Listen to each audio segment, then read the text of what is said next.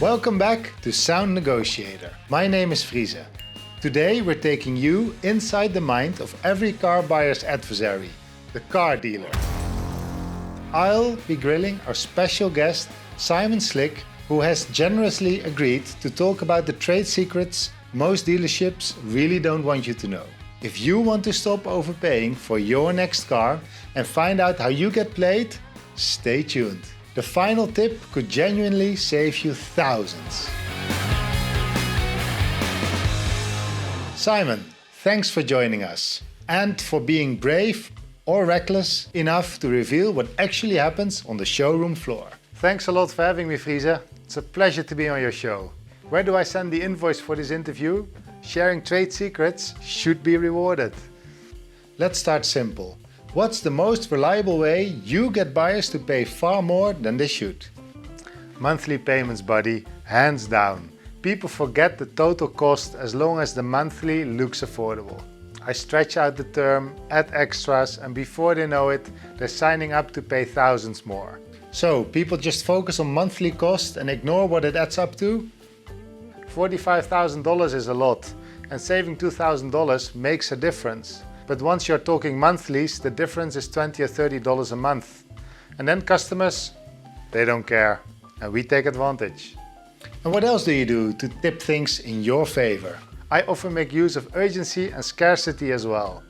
For example, I'll say I have other interested buyers. Sometimes I ask a colleague to come in and say, oh, let me know if the deal doesn't happen. I have someone that wants to buy. Or I just got a call and they're very interested, so let me know if this doesn't work out.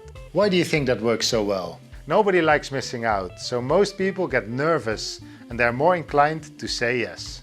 I've also found out that talking about scarcity somehow seems to create scarcity. It becomes a self-fulfilling prophecy. How do you make money on trade-ins? The trade-in is a great way to make a bit more profit. I point out every cosmetic flaw, run through market data showing low numbers, and talk up all the possible costs. Even if their car's fine, most owners are afraid of everything that can go wrong and are happy to get rid of the car. They just want to get it over with.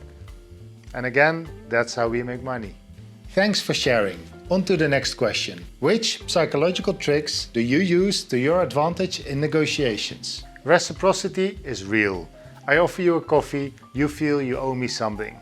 I give you some sort of a discount or an additional option for your car and you feel you have to give me something in return.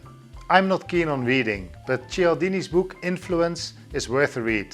I'll also mirror your style or interest so you think we're alike. It lowers your guards. We all like to do business with people that are similar to us.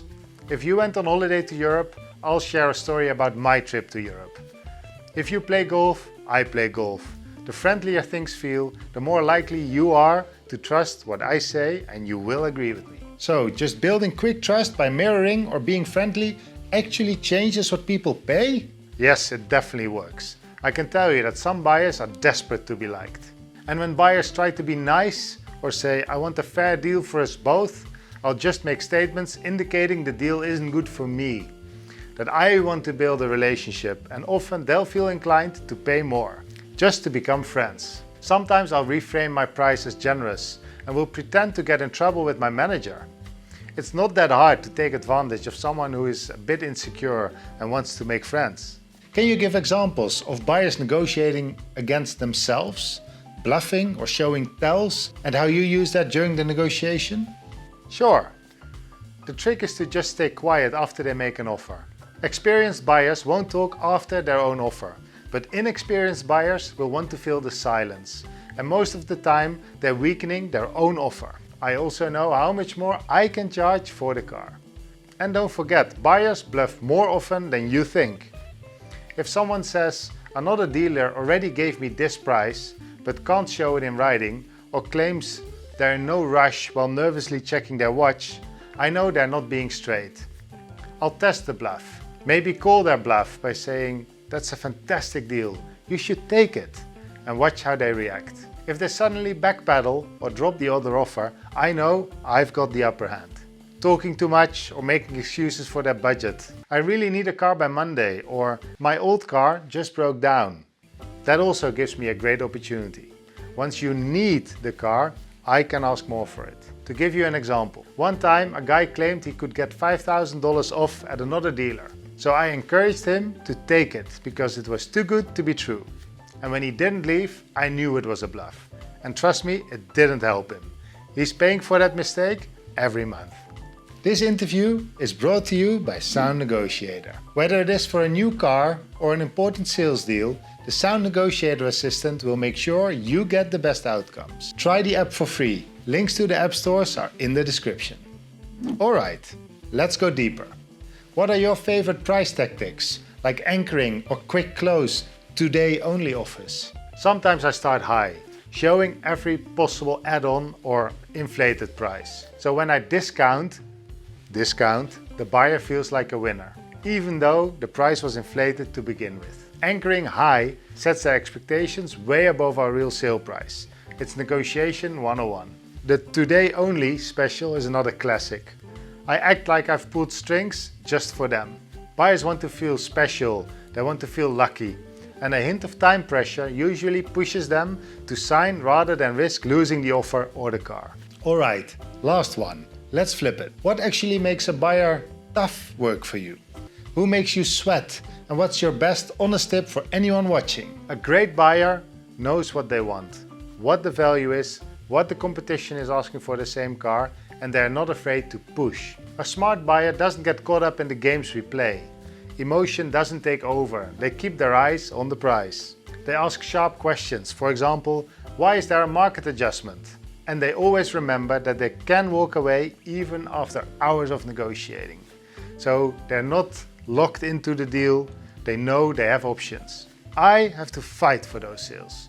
They get real discounts and save thousands versus the less prepared buyers. Right, so it really is about preparation and not getting caught up in the games. What's your single best advice so viewers avoid the usual traps? Negotiate harder and don't be afraid to go for a better price. I would never sell a car for a loss, so don't feel guilty or scared to ask for more. Calm, prepared and smart buyers get the best price, every time. Simon, I appreciate your honesty. I think a lot of viewers will wish they'd watched this before their last car buying adventure. To everyone watching, here's what we learned. First of all, dare to negotiate. 2. Ask more questions. 3. Stand your ground. And 4. Don't get caught up in the moment if you want the best possible deal. Drop your negotiation stories or questions in the comments. I'll answer all of them. Don't forget to subscribe for more behind the scenes tactics. Good luck with your next negotiation. Oh, and for all of you that just want to wing it and don't want to follow the advice, please come buy your car from me. Your money will pay off my holiday home.